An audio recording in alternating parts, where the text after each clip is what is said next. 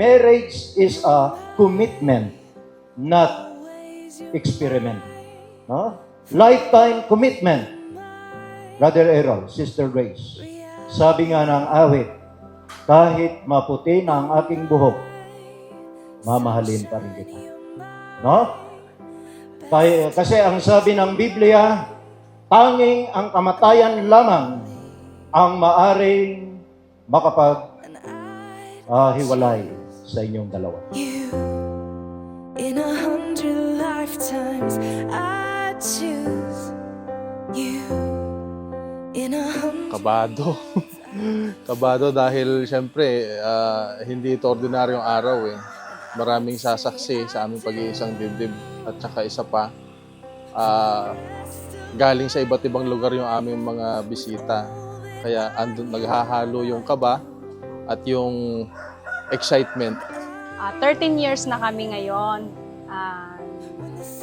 Nagpasya kaming magpakasal na kasi sa tagal namin na nasubok na yung lahat. no turning back. And every Sa ano kami nagkakilala? Sa Quezon City. Alam mo yung unang tingin? Yung love at first sight. Oo. Pero ang una doon ay physical attraction. Later ko na-realize na may ginto pala ako nakita doon sa Quezon City. At siya yun. Oo. Nakita ko siya, actually nakatingin din siya sa akin. Nakatingin din siya sa akin. Kaya sabi ko, oy, pwede ito prospect. Kaya kinuha ko yung number niya. Ang bilis naman binigay. Noong una, hindi pa masyadong malalim kasi syempre kinikilala natin yung tao. Unang date namin ay sa Baguio. Doon po siya nanligaw. Doon ko po yung sinagot. Pero habang nagde-date kami, habang nakikilala ko siya ng mas matagal, doon ko na-realize na ginto itong kaharap ko. Yun nga, paulit-ulit ko yung sasabihin na siya ay isang treasure, isa siyang ginto. We've been together for 13 years already. 13 years, he'd find us. And we'd say Be, thank you kasi natupad na yung natin, yung matagal na natin pinapangarap na makasal. Ito na yung araw, ito na yung date, ito yung taon na andito tayo haharap sa mga mahal natin sa buhay. Sobrang saya ko dahil yung hinihiling natin ay natupad. Thank you sa lahat ng kabutihan mo bilang asawa. Wala na akong masabi sa'yo kundi ikaw ay biyaya para sa akin ng Panginoon. Sorry, araw-araw kitang inaaway, pero lambing lang yon. Alam ko naman na naunawaan mo yun bilang isang asawa dahil alam mo naman ako, mainitan ang ulo, pasensya ka na, naway mababa mo pa ang pasensya mo. Sorry sa lahat kung minsan kahit walang dahilan, inaaway kita. Pero yon, pagmamahal. Promise ko sa'yo, na pagtanda natin, kasama mo ako, magkasama tayong dalawa. Maging tapat ako sa'yo habang buhay. Ikaw lang at ako, hindi maghihiwalay at magiging matatag habang buhay. Mahal na mahal kita, ikaw ang aking buhay. I'll give you my whole heart for my whole life. And this is where it starts. Be, thank you sa pag-aalaga mo sa akin. Lagi akong busog, lagi akong may maayos na damit, lagi akong may pagkain na nakaredy, may kape, lalo pag nakikita mo na ako ay pagod na pagod sa trabaho. Salamat sa pag-aasikaso at hanggang ngayon ay yung pag-aalaga mo hindi kumukupas. Tsaka sorry kasi tumagal ng ganito katagal yung ating pagpapakasal bago tayo nag-decide. Hindi naman dahil sa hindi natin kilala ang isa't isa, kaya lang ngayon lang tayo nagkaroon ng pagkakataon na mag-isang dibdib. At ang pangako ko sa'yo, ikaw lang ang mamahalin ko, wala nang iba. Hindi ako titingin sa kahit kanino. Ang puso ko ay para sa'yo lang. Tandaan mo na mahal na mahal kita. At itong pagpapakasal natin ay isang patunay na kahit na tayo ay nahihirapan financially, ay maitatawid natin ito. Kaya natin ito itawid. Muli, sa'yo ang puso ko at mahal na mahal kita. Nothing's gonna change my love for you. You I don't know but now how much I love you. One thing you can be sure of, I'll never ask for more than your love. Nothing's gonna change my love for you. You I don't know but now how much I love you. The world may change my whole life through, but nothing's gonna change my love for you.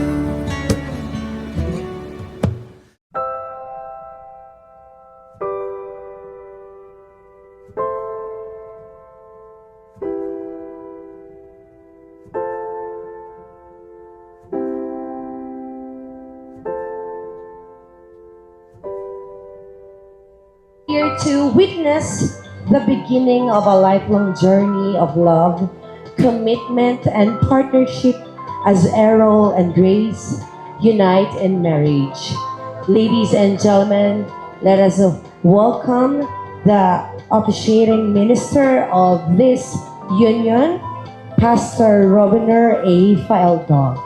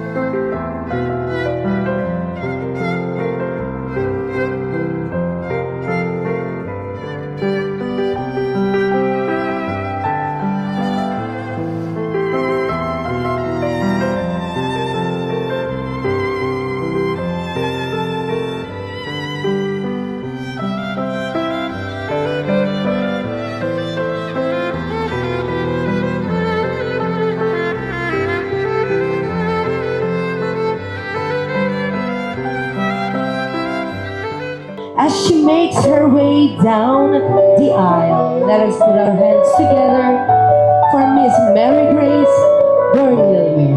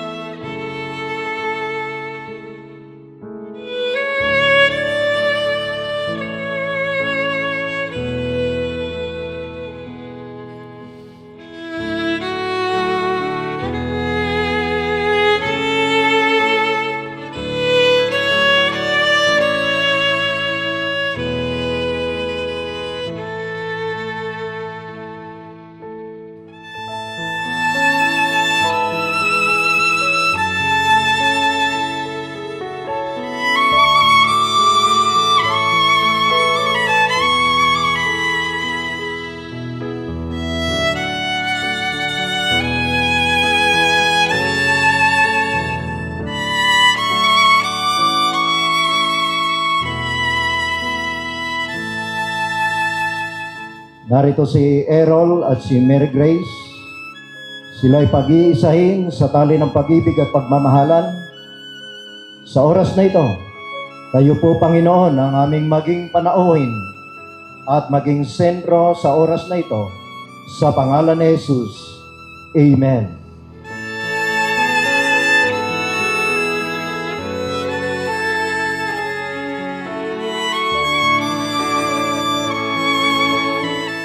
Ang pag-aasawa, ito'y tinawag ng Biblia na lifetime commitment.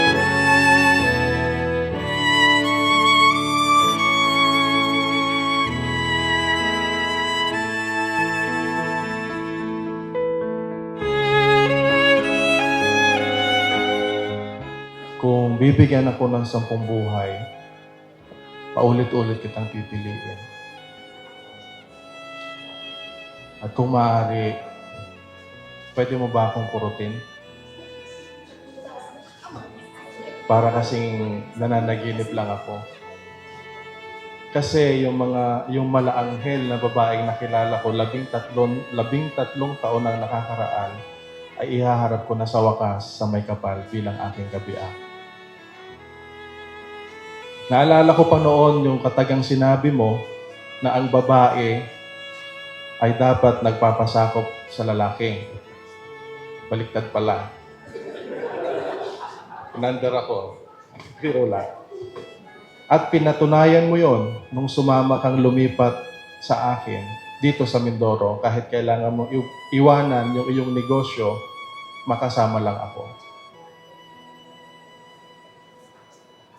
Kahit na alam mo magsisimula tayo dito sa wala, hindi ka natakot na sumugal para sa atin. At sa higit na 1 dekada nating pagsasama, masasabi ko na rin na matibay na tayong dalawa.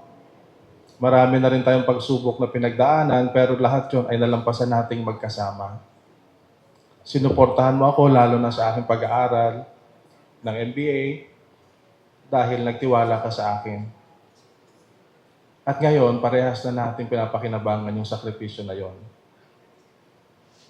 Masaya ako na kahit maraming taon na tayo magkasama, hindi pa rin humuhupa ang pag-aasikaso mo sa akin.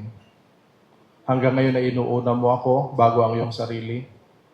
Pag nararamdaman mong pagod ako, agad mo akong tinitimplahan ng kape at pinupunasan ng bimpo. Agad mong nilalapatan ng salon pass. Matandaan ang mga bahagi ng katawan ko na masakit. Kaso naniningil ko.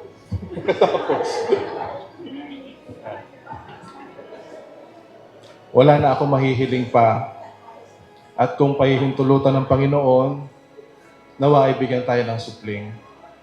Gusto ko kamukha ko lahat. Marami akong nakilala at nakasalamuhang babae noon, pero walang hihigit sa'yo. Lagi mong tatandaan na mahal kita, higit pa sa aking sarili.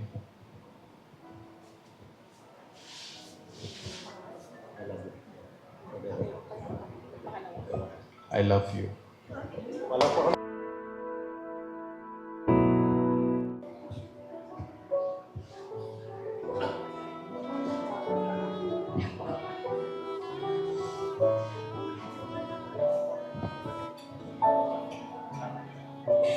Ikaw ang sagot ng aking dasal.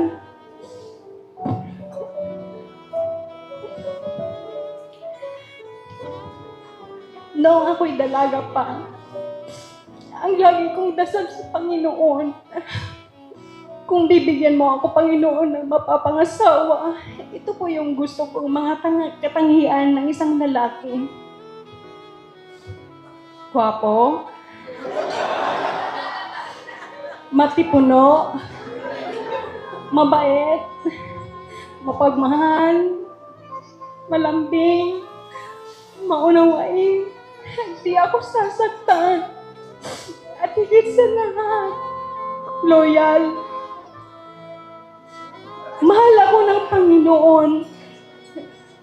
Hindi niya ako binigo. Lahat ng hiling ko sa Kanya, nasa sa'yo.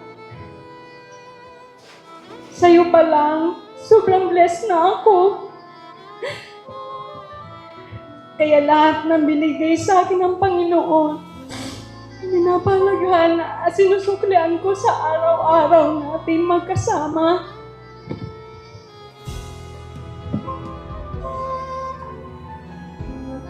sa loob ng 13 years, marami tayong pagsubok na pinagdaanan. Pero nananatili tayong matatag dahil kasama natin ang Panginoon. Kasi naniniwala ako na hindi tayo bibigyan ng pagsubok ng Panginoon na hindi natin kayang lagpasan. Pagsubok ka lang, si Gracia to, matatag at matapang.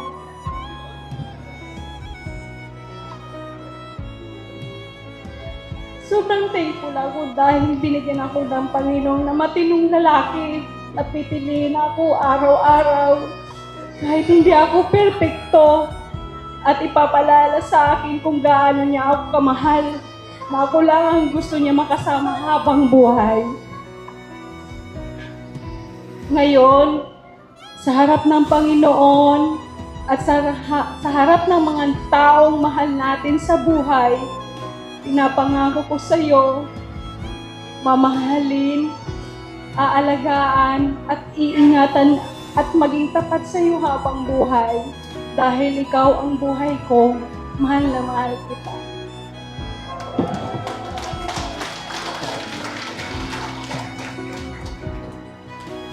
Sa harapan ng ating Panginoong Diyos at sa harapan ng mga saksi na narito, ipinapangako mo ba, Errol, na si Grace lamang ang babaeng iyong papamamahalin? Pinapangako ko po. Na siyang pagtutuunan mo ng pansin at pagmamahal at sa inyong pagsasama bilang mag-asawa ay uunahin niyo ang Panginoon sa inyong buhay. Opo. Na kayo'y magiging impluensya sa iba hanggang sa kayo'y magkaroon ng mga supling. Ang inyong pamilya ay magiging isang iliwang lumiliwanag sa mundong madilim. Sa harapan naman ng ating Panginoon, ipinapangako mo ba, Grace, na si Aaron lamang ang pinakagwapo na nakilala mo sa balat ng lupa na iyong pakamamahalin at pagtutuunan ng pansin at respeto? Opo. Na sa inyong pagtatayo ng pamilya, kung dumating man ang mga pagsubok sa inyong buhay, ang una niyong tatawagan ay ang ating Panginoon.